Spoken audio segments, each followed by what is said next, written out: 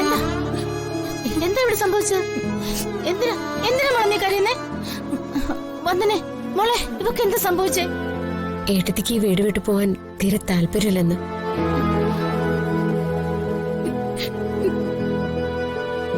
ഈ വീടിനോടുള്ള ആത്മബന്ധം അത്ര പെട്ടെന്നൊന്നും പറിച്ചറിയാൻ കഴിയില്ലമ്മേ. എന്നുവെച്ച് മുൻകൂട്ടി നിശ്ചയിച്ച് പാലുകാച്ച് വേണ്ടെന്ന് വയ്ക്കാൻ പറ്റുമോ? കഴിയണം. ഇവിടുത്തെ അച്ഛനമ്മമാര് പങ്കെടുക്കാത്ത ചടങ്ങ്, അച്ഛമ്മയെ പോലും ക്ഷണിക്കാത്ത ചടങ്ങ്, തലമുതിർന്നവരെ തീരെ ബഹുമാനിക്കാത്തയാളാ എന്റെ ഭർത്താവ്.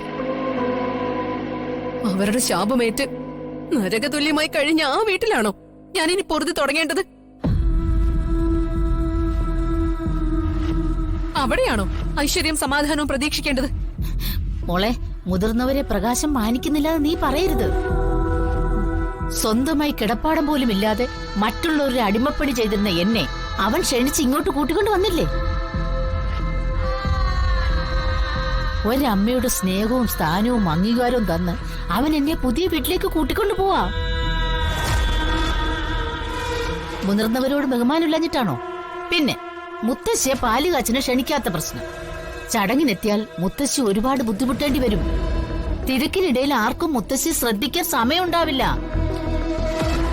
അതുകൊണ്ട് മുത്തശ്ശിയെ ഇവിടെ സ്വസ്ഥമായി കഴിയാൻ വിടുന്നതാണ് ഭേദം. അല്ലേ വന്ദനെ? അമ്മയുടെ അഭിപ്രായം തന്നെയാ എനിക്കും. പക്ഷേ അച്ഛമ്മയുടെ അഭിപ്രായം കൂടി അറിയണ്ടേ?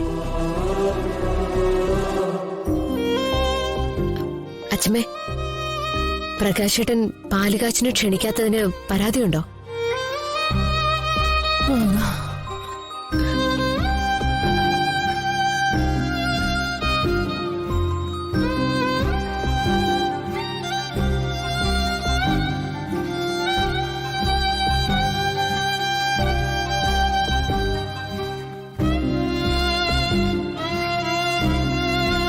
അച്ഛമ്മയുടെ ഉള്ളിലിരിപ്പ് ഏട്ടത്തിക്ക് മനസ്സിലാവുമല്ലോ. നിറഞ്ഞ മനസ്സോടെ ചടങ്ങിൽ പങ്കെടുക്കാനുള്ള അനുവാദം അച്ഛമ്മ തന്നത്.